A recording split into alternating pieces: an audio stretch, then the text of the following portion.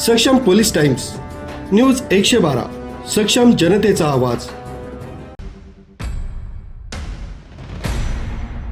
नाशिक जिल्ह्यात अन्न सुरक्षा तसंच औषध प्रशासन विभागानं परवाना आणि नोंदणी नसलेल्या खाद्य व्यावसायिकांविरोधात धडक कारवाई केली।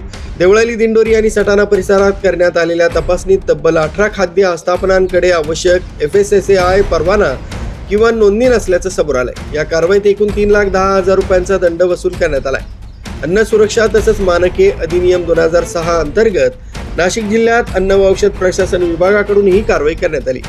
आयुक्त तुकाराम मुंडे, सह आयुक्त मंगेश माने आणि सहाय्यक आयुक्त संदीप देवरे यांच्या मार्गदर्शनाखाली देवळाली येथील खाऊ गल्ली आणि बस स्टँड परिसरातील स्ट्रीट फूड व्यावसायिकांची तपासणी करण्यात आली। या तपासणीत 15 खाद्य व्यवसायांकडे आवश्यक FSSAI परवाना किंवा नोंदणी नसल्याचं आढळून आलंय।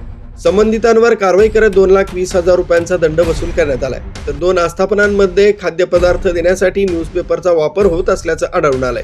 या प्रकरणी प्रत्येकी 15,000 रुपयाचा दंड करण्यात आलाय। तसंच दिंडोरी आणि सटाणा परिसरातील तपासणीत 3 खाद्य व्यवसायांकडे परवाना किंवा नोंदणी नसल्याचं आढळून आलंय। त्यांच्यावर 90,000 रुपयांचा दंड आकारण्यात आलाय।